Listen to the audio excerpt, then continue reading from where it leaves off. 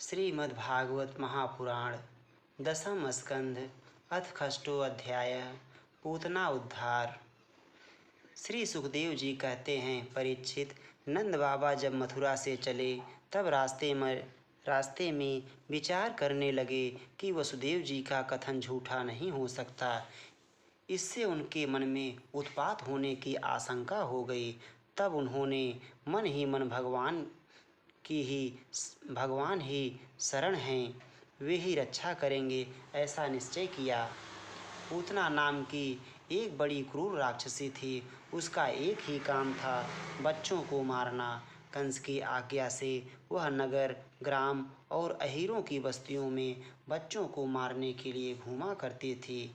जहाँ के लोग अपने प्रतिदिन के कामों में राक्षसों के भय को दूर भगाने वाले भक्त वत्सल भगवान के नाम, गुण और लीलाओं का श्रवण, कीर्तन और स्मरण नहीं करते, वहीं ऐसी राक्षसियों का बल चलता है। वह पूतना आकाश मार्ग से चल सकती थी और अपनी इच्छा के अनुसार रूप भी बना लेती थी। एक दिन नंद बाबा के गोकुल के पास आकर उसने माया से अपने को एक सुंदरी युवती बना लिया और गोकुल के भीतर घुस गई। उसने बड़ा सुंदर रूप बनाया था। उसकी चोटियों में बेले के फूल गूंथे हुए थे, सुंदर वस्त्र पहने हुए थी। जब उसके कर्णफूल हिलते थे तब उनकी चमक से मुख की ओर लटकी हुई अलकें और भी शोभायमान हो जाती थी। उसके नितंब और कुछ कलश ऊंचे ऊंचे थे और कमर पतली थी। वह अपनी मधुर मुस्कान और कटाक्षपूर्ण चितवन से ब्रजवासियों का चित्त चुरा रही थी। उस रूपवती रमणी को हाथ में कमल लेकर आते देख गोपियाँ ऐसी उत्प्रेक्षा करने लगी मानो स्वयं लक्ष्मी जी अपने पति का दर्शन करने के लिए आ रही हैं। पूतना बालकों के लिए ग्रह के समान थी। वह इधर उधर बालकों को ढूंढती हुई अनायास ही नंद बाबा के घर में घुस गई। वहाँ उसने देखा कि बालक श्री कृष्ण शैया पर सोए हुए हैं। परीक्षित, भगवान श्री कृष्ण दुष्टों के काल हैं, परंतु जैसे आग राख की ढेरी में अपने को छिपाए हुए हो, वैसे ही उस समय उन्होंने अपने प्रचंड तेज को छिपा रखा था। भगवान श्री कृष्ण चर अचर सभी प्राणियों के आत्मा हैं, इसलिए उन्होंने उसी क्षण जान लिया कि यह बच्चों को मार डालने वाला पूतना ग्रह है और अपने नेत्र बंद कर लिए। जैसे कोई पुरुष भ्रमवश सोए हुए सांप को रस्सी समझकर उठा ले, वैसे ही अपने काल रूप भगवान श्री कृष्ण को पूतना ने अपनी गोद में उठा लिया। मखमली म्यान के भीतर छिपी हुई तीखी धार वाली तलवार के समान पूतना का हृदय तो बड़ा कुटिल था, किंतु ऊपर से वह बहुत मधुर और सुंदर व्यवहार कर रही थी। देखने में वह एक भद्र महिला के समान जान पड़ती थी। इसलिए रोहिणी और यशोदा जी ने उसे घर के भीतर आए देखकर भी उसकी सौंदर्य प्रभा से हतप्रतिभ सी होकर कोई रोक टोक नहीं की, चुपचाप खड़ी खड़ी देखती रहीं। इधर भयानक राक्षसी पूतना ने बालक श्री कृष्ण को अपनी गोद में लेकर उनके मुंह में अपना स्तन दे दिया, जिसमें बड़ा भयंकर और किसी प्रकार भी पच ना सकने वाला विष लगा हुआ था। भगवान ने क्रोध को अपना साथी बनाया और दोनों हाथों से उसके स्तनों को जोर से दबाकर उसके प्राणों के साथ उसका दूध पीने लगे। वे उसका दूध पीने लगे और उनका साथी क्रोध प्राण पीने लगा। भगवान रोष के साथ पूतना के प्राणों के सहित स्तनपान करने लगे। इसका यह अर्थ प्रतीत होता है कि रोषाधि अधिष्ठात्री देवता रुद्र ने प्राणों का पान किया और श्री कृष्ण ने स्तन का। अब तो पूतना के प्राणों के आश्रयभूत सभी मर्म स्थान फटने लगे। वह पुकारने लगी, अरे छोड़ दे, छोड़ दे, अब बस कर। वह बार बार अपने हाथ और पैर पटक पटक कर रोने लगी। उसके नेत्र उलट गए, उसका सारा शरीर पसीने से लथपथ हो गया। उसकी चिल्लाहट का वेग बड़ा भयंकर था। उसके प्रभाव से पहाड़ों के साथ पृथ्वी और ग्रहों के साथ अंतरिक्ष डगमगा उठा। सातों पाताल और दिशाएं गूंज उठी। बहुत से लोग वज्रपात की आशंका से पृथ्वी पर गिर पड़े। परीक्षित, इस प्रकार निशाचरी पूतना के स्तनों में इतनी पीड़ा हुई कि वह अपने को छिपा ना सकी। राक्षसी रूप में प्रकट हो गई। उसके शरीर से प्राण निकल गए, मुंह फट गया, बाल बिखर गए और हाथ पांव फैल गए। जैसे इंद्र के वज्र से घायल होकर वृत्रासुर गिर पड़ा था, वैसे ही वह बाहर गोष्ठ में आकर गिर पड़ी। राजेंद्र, पूतना के शरीर ने गिरते गिरते भी 6 कोस के भीतर के वृक्षों को कुचल डाला। यह बड़ी ही अद्भुत घटना हुई। पूतना का शरीर बड़ा भयानक था। उसका मुंह हल के समान तीखी और भयंकर दाढ़ों से युक्त था। उसके नथुने पहाड़ की गुफा के समान गहरे थे और स्तन पहाड़ से गिरी हुई चट्टानों की तरह बड़े बड़े थे। लाल लाल बाल चारों ओर बिखरे हुए थे। आंखें अंधे कुएं के समान गहरी, नितंब नदी के करार की तरह भयंकर। भुजाएं और जांघें और पैर नदी के पुल के समान तथा पेट सूखे हुए सरोवर की भांति जान पड़ता था। पूतना के उस शरीर को देखकर सब के सब ग्वाल और गोपी डर गए। उसका भयंकर चिल्लाहट सुनकर उनके हृदय, कान और सिर तो पहले ही फट से रहे थे। जब गोपियों ने देखा कि बालक श्री कृष्ण उसकी छाती पर निर्भय होकर खेल रहे हैं, तब वे बड़ी घबराहट और उतावली के साथ झटपट वहां पहुंच गई तथा श्री कृष्ण को उठा लिया। भगवान श्री कृष्ण कह रहे हैं, मैं दुधमुहा शिशु हूँ, स्तनपान ही मेरी जीविका है। तुमने स्वयं अपना स्तन मेरे मुंह में दे दिया और मैंने पिया। इससे यदि तुम मर जाती हो तो स्वयं तुम ही बताओ, इसमें मेरा क्या अपराध है। इसके बाद यशोदा और रोहिणी के साथ गोपियों ने गाय की पूंछ घुमाने आदि उपायों से बालक श्री कृष्ण के अंगों की सब प्रकार से रक्षा की। उन्होंने पहले बालक श्री कृष्ण को गोमूत्र से स्नान कराया, फिर सब अंगों में गोरज लगाई और फिर 12 अंगों में गोबर लगाकर भगवान के 100 आदि नामों से रक्षा की। इसके बाद गोपियों ने आचमन करके अज आदि 11 बीज मंत्रों से अपने शरीरों में अलग अलग अंग न्यास एवं कर न्यास किया और फिर बालक के अंगों में बीज न्यास किया। वे कहने लगी, अजन्मा भगवान तेरे पैरों की रक्षा करें, मणिमान घुटनों की, यज्ञ पुरुष जांघों की, अच्युत कमर की, हैग्रीव पेट की, केशव हृदय की, ईश वक्षस्थल की, सूर्य कंठ की, विष्णु बाहों की, उरुक्रम मुख की और ईश्वर सिर की रक्षा करें। चक्रधर भगवान रक्षा के लिए तेरे आगे रहें, गदाधारी श्रीहरि पीछे, क्रमशः धनुष और खड्ग धारण करने वाले भगवान मधुसूदन और अजय दोनों बगल में, शंखधारी उरु गाय चारों कोनों में, उपेंद्र ऊपर, हलधर पृथ्वी पर और भगवान परम पुरुष तेरे सब ओर रक्षा के लिए रहें। ऋषिकेश भगवान इंद्रियों की और नारायण प्राणों की रक्षा करें। श्वेत द्वीप के अधिपति चित्त की और योगेश्वर मन की रक्षा करें। कृष्णगर्भ तेरी बुद्धि की और परमात्मा भगवान तेरे अहंकार की रक्षा करें। खेलते समय गोविंद रक्षा करें, सोते समय माधव रक्षा करें, चलते समय भगवान वैकुंठ और बैठते समय भगवान श्रीपति तेरी रक्षा करें। भोजन के समय समस्त ग्रहों को भयभीत करने वाले यज्ञ भोक्ता भगवान तेरी रक्षा करें। पूतना के बारे में दिया गया है, राजा बल की कन्या थी रत्नमाला। यज्ञशाला में वामन भगवान को देखकर उसके हृदय में पुत्र स्नेह का भाव उदय हो आया।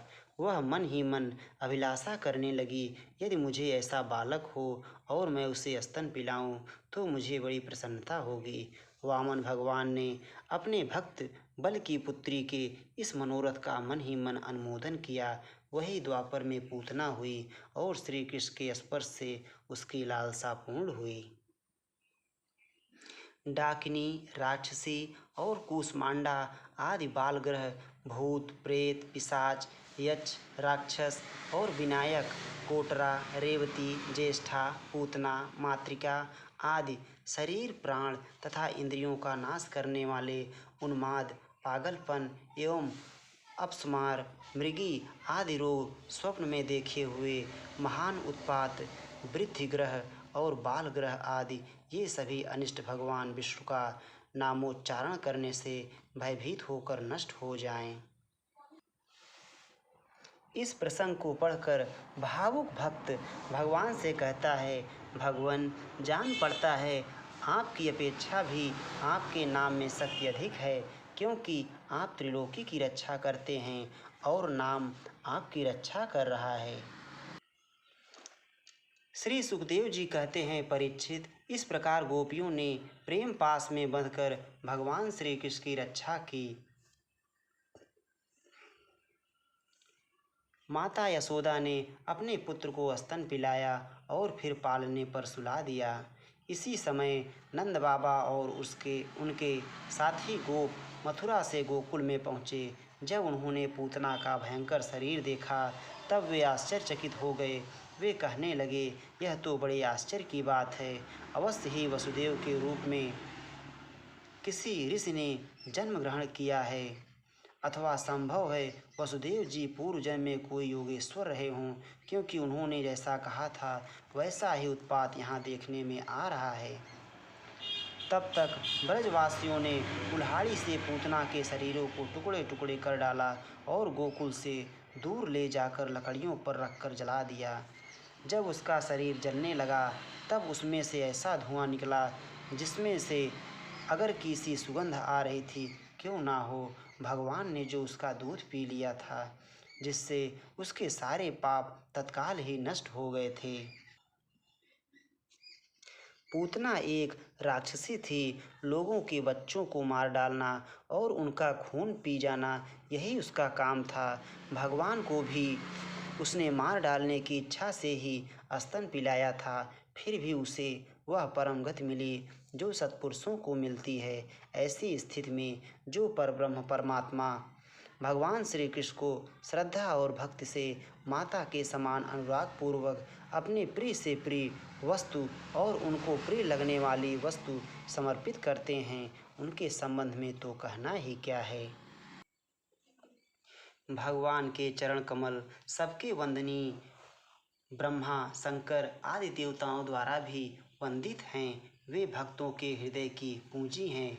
उन्हीं चरणों से भगवान ने पूतना का शरीर दबाकर उसका स्तनपान किया था। माना कि वह राक्षसी थी, परंतु उसे उत्तम से उत्तम गति जो माता को मिलनी चाहिए प्राप्त हुई। फिर जिनके स्तन का दूध भगवान ने बड़े प्रेम से पिया, उन गौओं और माताओं की तो बात ही क्या है। परीक्षित, देवकी नंदन भगवान कैवल्य आदि सब प्रकार की मुक्ति और सब कुछ देने वाले हैं। उन्होंने ब्रज की गोपियों और गौओं का वह दूध जो भगवान के प्रति पुत्र भाव होने से वात्सल्य स्नेह की अधिकता के कारण स्वयं ही झरता रहता था, भरपेट पान किया। राजन, वे गौएं और गोपियाँ जो नित्य निरंतर भगवान श्री कृष्ण को अपने पुत्र के ही रूप में देखती थीं, फिर जन्म मृत्यु रूप संसार के चक्र में कभी नहीं पड़ सकती, क्योंकि यह संसार तो अज्ञान के कारण ही है। नंद बाबा के साथ आने वाले ब्रजवासियों की नाक में जब चिता के धुएं की सुगंध पहुंची, तब यह क्या है, कहाँ से ऐसी सुगंध आ रही है, इस प्रकार कहते हुए वे ब्रज में पहुँचे। वहाँ गोपों ने उन्हें पूतना के आने से लेकर मरने तक का सारा वृत्तांत कह सुनाया। वे लोग पूतना की मृत्यु और श्री कृष्ण के कुशल पूर्वक बच जाने की बात सुनकर बड़े आश्चर्य की बड़े ही आश्चर्यचकित हुए। परीक्षित उदार शिरोमणि नंद बाबा ने मृत्यु के मुख से बचे हुए अपने लाला को गोद में उठा लिया और बार बार उसका सिर सूंघकर मन ही मन बहुत आनंदित हुए। यह पूतना मोक्ष भगवान श्री कृष्ण की अद्भुत बाल लीला है। जो मनुष्य श्रद्धा पूर्वक इसका श्रवण करता है उसे भगवान श्री कृष्ण के प्रति प्रेम प्राप्त होता है। इति श्रीमद्भागवते महापुराणे पारमहंस्यां संहितायां दशम स्कंधे पूर्वार्धे षष्ठो अध्यायः। श्री राधावल्लभलाल की जय। भगवान श्री कृष्ण जब पूतना का स्तनपान कर रहे थे तब वे अपनी आंखें बंद कर लिए थे। उसके बारे में यहाँ पे दिया गया है। पूतना को देखकर भगवान श्री कृष्ण अपने नेत्र बंद कर लिए। इस पर भक्त कवियों और टीकाकारों ने अनेकों प्रकार की उत्प्रेक्षाएँ की हैं, जिनमें कुछ ये हैं। पहला है, श्रीमद्वल्लभाचार्य जी ने सुबोधिनी में कहा है, अविद्या ही पूतना है। भगवान श्री कृष्ण ने सोचा कि मेरी दृष्टि के सामने अविद्या टिक नहीं सकती, फिर लीला कैसी होगी, इसलिए नेत्र बंद कर लिए। दूसरा है, यह पूतना बाल घातनी है। पूतना नपि नयति, यह पवित्र बालकों को भी ले जाती है। ऐसा जघन्य कृत्य करने वाली का मुँह नहीं देखना चाहिए, इसलिए नेत्र बंद कर लिए। तीसरा, इस जन्म में तो इसने कुछ साधन किया नहीं है। संभव है मुझसे मिलने के लिए पूर्व जन्म में कुछ किया हो। मानो पूतना के पूर्व जन्मों के साधन देखने के लिए ही श्री कृष्ण ने नेत्र बंद कर लिए।